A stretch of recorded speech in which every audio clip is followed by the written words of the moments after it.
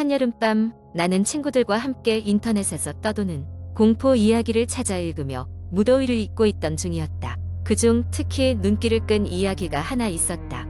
제목은 지하철역의 마지막 손님이었다. 이야기는 다음과 같다. 아주 오래전 서울의 한 조용한 지역에 위치한 지하철역에는 미스터리가 존재했다. 이 역은 평소 한산한 편이었지만 늦은 밤이 되면 분위기가 심상치 않게 변하곤 했다. 어느 날 마지막 너무 되기 직전 시간에 출퇴근하던 한 직장인이 이 역에서 이상한 경험을 하게 됐다. 그 직장인은 항상 마지막 열차를 타고 귀가하곤 했다. 그날도 평소처럼 플랫폼에 서서 열차를 기다리고 있었다. 시계는 자정을 막 넘길 시점이었고 주변은 적막감에 휩싸여 있었다. 그가 플랫폼에 서 있던 순간 저 멀리서 한 노인이 다가오는 것이 보였다. 노인은 낡은 양복을 입고 있었고 불안한 표정이었다. 다가와서는 직장인에게 말을 걸었다. 여기서 마지막 차를 탄다면 안 되는 일이 생길 거요. 직장인은 노인의 경고에 당황했지만 곧 웃어 넘겼다. 그러나 노인은 심각한 얼굴로 다시 한번 경고했다. 이곳에서는 아무것도 믿지 말아요. 특히 그곳의 목소리를 듣지 마세요. 직장인은 점점 더 불안해졌지만 노인의 말처럼 지하철을 놓칠 수는 없었다. 고지어 역사의 스피커에서 마지막 열차가 도착한다는 안내 방송이 흘러나왔다. 직장인은 노인에게 인사를 하고 열차를 타기 위해 플랫폼 가장자리로 걸어갔다. 열차 문이 열리고 사람들이 내리고 탔지만 노인은 그대로 플랫폼에 서 있었다. 직장인은 문득 뒤를 돌아보았고 노인의 모습은 보이지 않았다.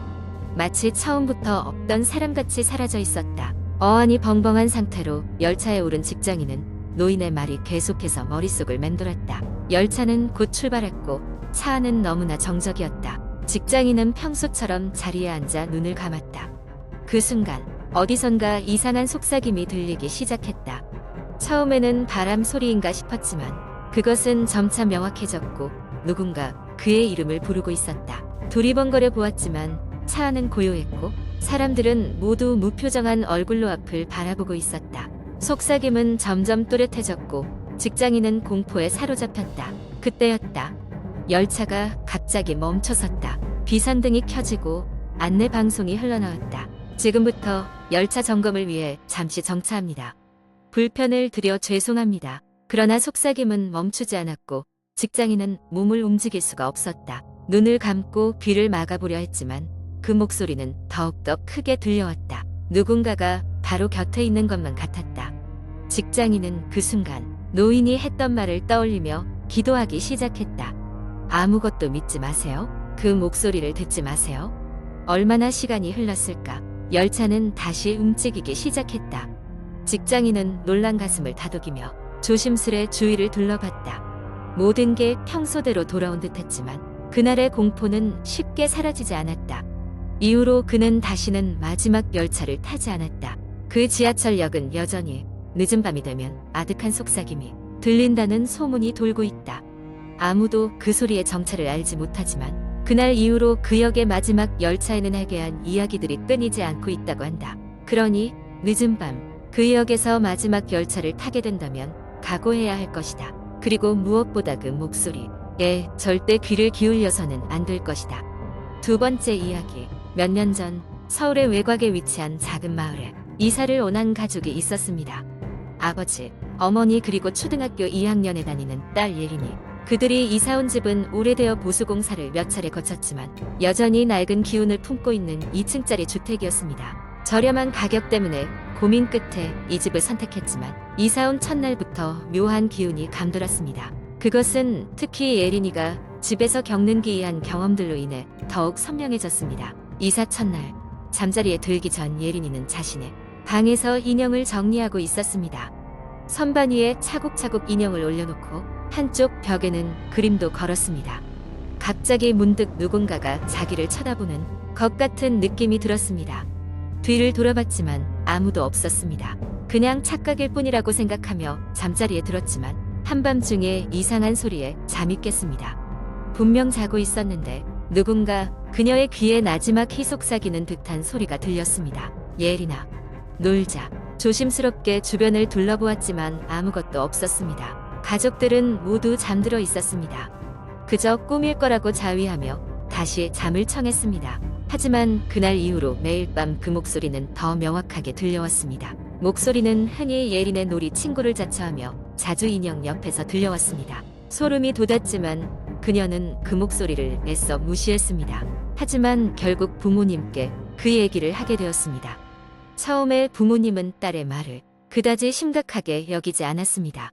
이사는 커다란 변화였기에 예린이가 낯선 환경에서 느끼는 일시적인 불안감일 것이라 여겼죠.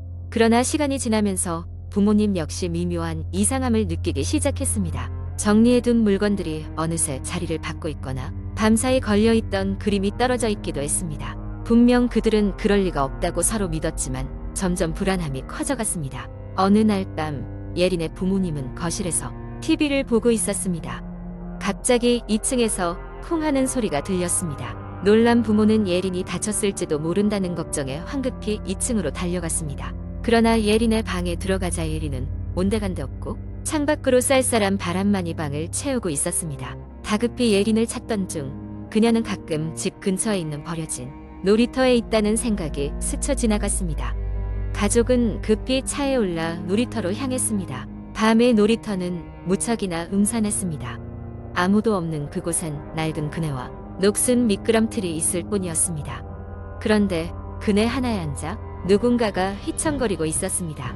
가까이 다가가 보니 그곳에 예린이 앉아 스스로 그네를 흔들고 있었습니다. 그녀의 표정은 마치 괴로움에 빠진 듯 했습니다. 아버지는 황급히 달려가 딸을 끌어안았습니다. 눈을 떴을 때 예린은 그 모든 것이 친구와의 약속이었다고 중얼거리며 부모님께 끝내 눈물을 보였습니다. 친구가 있다고 말했던 그 인형 옆의 목소리. 그것이 사실은 그 집의 원래 주인이었다는 이야기는 그 후로도 오랫동안 가족의 머릿속으로부터 떠나지 않았습니다. 그 이후로 가족은 무사히 그 집을 떠나 다른 곳으로 이사를 갔습니다. 이를 계기로 그들은 겉모습만 보지 않고 집 자체의 역사를 알고 조심스럽게 새 집을 선택했습니다. 그리고 마침내 그들은 더 이상 어떤 소리도 들리지 않는 평온한 삶을 살 수 있었습니다. 이야기를 접한 사람들은 여전히 그 집이 아파트로 재개발되어 소녀의 이야기가 그 속 어딘가에 잊혀져 있는지 궁금해하며 섬뜩함을 느낍니다. 하지만 아무도 그 진실을 아는 이는 없습니다. 단지 그 집 근처에 가면 가끔씩 새어나오는 아이의 웃음소리만 무심히 들려옵니다. 세 번째 이야기. 오래되고 으스스한 밤 어느 시골 마을에 위치한 저택에는 다양한 무서운 이야기가 돌고 있었다. 주민들은 그곳을 저주받은 집이라 부르며 밤에는 아무도 그 근처에 가지 않았다. 이 저택은 언제부터인가 사람들의 입에 오르내리며 괴담의 중심이 되었고 여러 세대를 거치며 각각의 시대에 맞춰 새로운 이야기들이 덧붙여졌다. 사람들은 이 집에 얽힌 이야기를 입에서 입으로 전했고 그 내용은 다음과 같았다. 오래전 이 저택에는 유서 깊은 가문이 살고 있었다.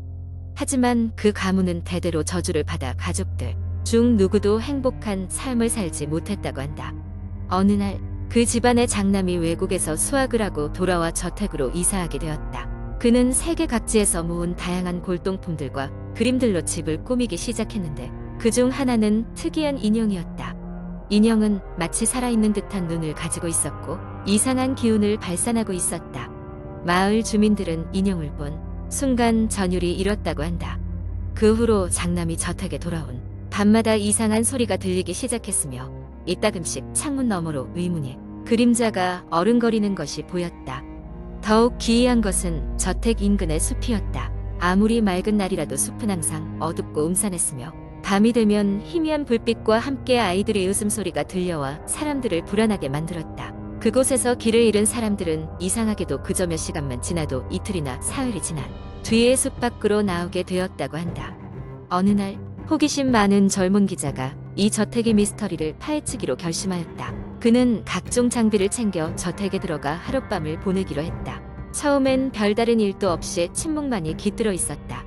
하지만 한밤중이 되자 갑자기 집안의 모든 문이 스스로 열리고 닫히기 시작했다. 마치 누구인지 보이지 않는 손이 집안을 돌아다니며 그를 감시하는 듯했다. 기자는 공포를 느끼면서도 계속해서 집의 구석구석을 조사하였다. 그러던 중 지하실에서 오래된 상자를 발견했다. 열어보니 그 안에는 장남이 가져왔던 수수께끼의 인형과 누군가의 일기장이 있었다. 일기장에는 그 집안에서 벌어졌던 끔찍한 사건들과 저주를 푸는 방법이 기록되어 있었다. 그것은 바로 인형을 거꾸로 매달아 저주받은 땅에 묻어야 한다는 것이었다. 그 사실을 알게 된 기자는 망설임 없이 인형을 가지고 숲으로 향했다. 숲에 들어서자마자 이상한 기운이 그를 감싸 안았고 발걸음을 떼기도 힘들 정도로 몸이 무거워졌다. 하지만 그는 용기를 내어 숲의 가장 깊은 곳까지 나아갔다. 그리고 거기서 인형을 땅에 묻었다. 그 순간 비명소리와 함께 거대한 폭풍이 휘몰아쳤고 숲은 완전히 조용해졌다. 다음 날 아침 기자는 무사히 저택 밖으로 나올 수 있었다. 이상하게도 전날 밤의 무서운 일들은 마치 꿈처럼 희미하게 느껴졌고 저주받은 숲은 평화로운 기운을 되찾았다. 그 후로 저택의 괴담은 더 이상 사람들의 입에 오르지 않았고 기자는 이 경험을 기사로 쓰며 은퇴했다. 하지만 몇 년이 지난 어느 날 저택 근처에서 다른 이상 현상이 보고되며 사람들의 기억 속에 잊혀졌던 저주의 이야기가 다시 부활하기 시작했다. 이상하게도 누군가 집을 리모델링하면서 나무 깊숙한 곳에서 그 수수께끼의 인형과 같은 모습의 또 다른 인형이 발견되었다고 한다. 시간이 지나도 사람들은 저택을 저주받은 집으로 기억하며 그 비밀을 완전히 풀어내지 못한 채 새로운 이야기를 이어갔다.